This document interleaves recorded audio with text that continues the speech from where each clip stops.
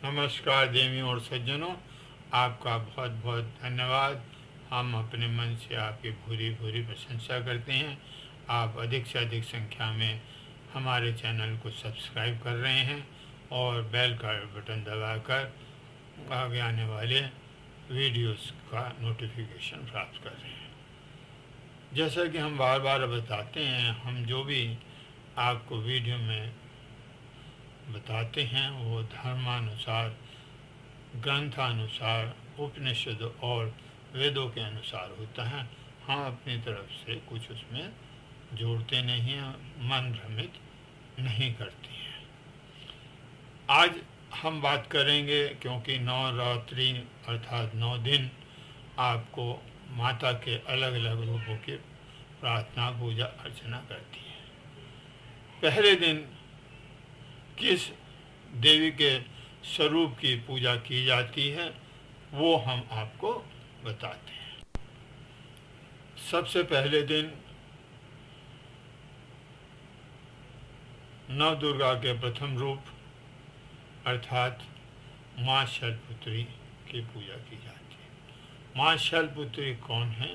ये पर्वतराज हिमालय के घर में पुत्री के रूप में उत्पन्न हुई हैं और इस कारण इनका नाम शैलपुत्री रखा गया था। शिला, शैल का नाम शिला से पड़ा है। नवरात्र पूजन के पहले दिन इन्हीं की पूजा और उपासना की जाती है, इनको प्रसन्न किया जाता है। इस प्रथम दिन की उपासना में साधक है, देवी महिला है, पुरुष है, अपने मन को मूलाधार चक्र में स्थित करते हैं। यहीं से उनकी योग साधना का प्रारंभ होता है। माता की पूजा करने के लिए जो मंत्र है वो नीचे भी वर्णित किया गया है। उस प्रकार है, वंदे वंशतलाभाय चंदार्कृत शेखराम वर्षारूढ़ाम शूलधराम शैलपुत्री यशस्विनी। शैलपुत्री, शैल माता का क्या स्वरूप है उनके बारे में जानते हैं। वृषभ पर विराजमान इन माता जी के दाहिने हाथ में त्रिशूल और बाएं हाथ में कमल पुष्प सुशोभित है। अपने पूर्व जन्म में ये प्रजापति दक्ष की कन्या के रूप में उत्पन्न हुई थी। तब से ही इनका नाम सती भी जाना जाता है। इनका विवाह भगवान शंकर भोलेनाथ से हुआ था। इस विषय में इनके पूर्व जन्म की एक कथा प्रचलित है, उसके बारे में सुनते हैं। एक बार प्रजापति दक्ष ने बहुत बड़ा यज्ञ किया।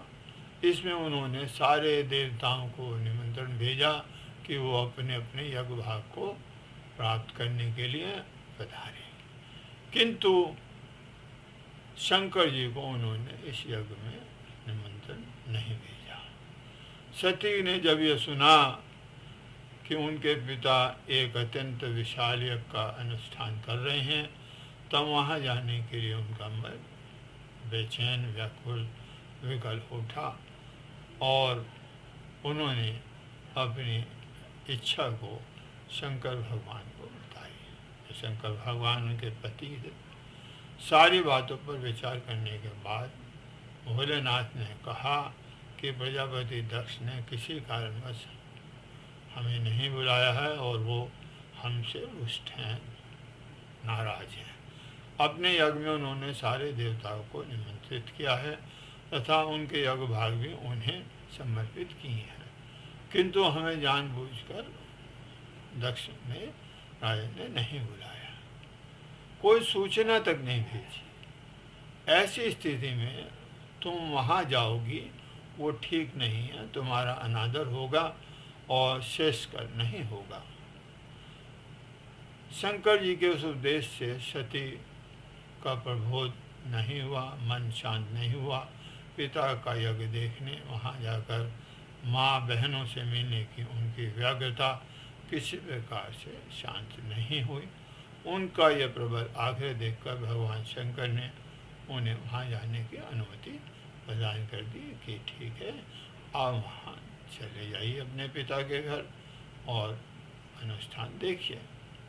सती ने पिता के घर पहुंचकर देखा कि कोई भी उनसे आदर सम्मान प्रेम से बातचीत नहीं कर रहा है। सारे लोग अपना अपना मुंह फेर कर उनकी तरफ से बैठ गए हैं। केवल उनकी माता ने उन्हें स्नेहपूर्वक गले से लगाया। बहनों ने बात नहीं की, लेकिन वो व्यंग और उपहास के भाव से भरी हुई थी। परिजनों के इस प्रकार के अनादर व्यवहार से सती का मन क्लेश हुआ, बहुत कष्ट पहुंचा। उन्होंने यह भी देखा कि वहाँ चतुर्दिक भगवान शंकर जी के प्रति देवताओं में तिरस्कार का भाव भरा हुआ है। दक्ष ने उनके प्रति कुछ अपमानजनक वचन भी कहे। यह सब देखकर सती का हृदय क्षोभ, ग्लानि और क्रोध से संतप्त हो उठा। उन्होंने सोचा, भगवान शंकर की बात न मानकर मैंने बहुत बड़ी गलती की है जो मैं यहाँ आई हूँ। वे अपने पति भगवान शंकर के इस अपमान को सहन न कर सके। उन्होंने अपने उस रूप को तत्क्षण वहीं योग अग्नि में, जो यज्ञ में अग्नि जल रही थी, उसके द्वारा जलाकर भस्म कर लिया। वज्रपात के समान इस दारुण दुखद घटना को सुनकर शंकर जी क्रुद्ध हो गए और उन्होंने अपने गणों को भेजकर दक्ष के यज्ञ को पूर्णतः नष्ट करा दिया, विध्वंस करा दिया। सती ने योगाग्नि द्वारा अपने शरीर को भस्म करके अगले जन्म में हिमालय शैलराज हिमालय की पुत्री के रूप में जन्म लिया। इस बार में शैलपुत्री के नाम से विख्यात हुई। पार्वती, हेमवती भी इन्हीं के नाम है।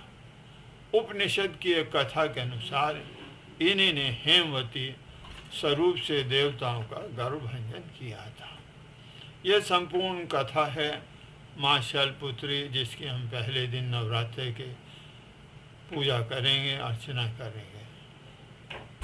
मित्रों, बहनों, भाइयों, देवियों, सज्जनों, अगर अभी भी आपने चैनल को सब्सक्राइब नहीं किया है तो शीघ्र चैनल को सब्सक्राइब करिए और बेल घंटी का बटन दबाकर आगे आने वाले वीडियो की पूर्व सूचना प्राप्त करें। आपका पुनः धन्यवाद। नमस्कार।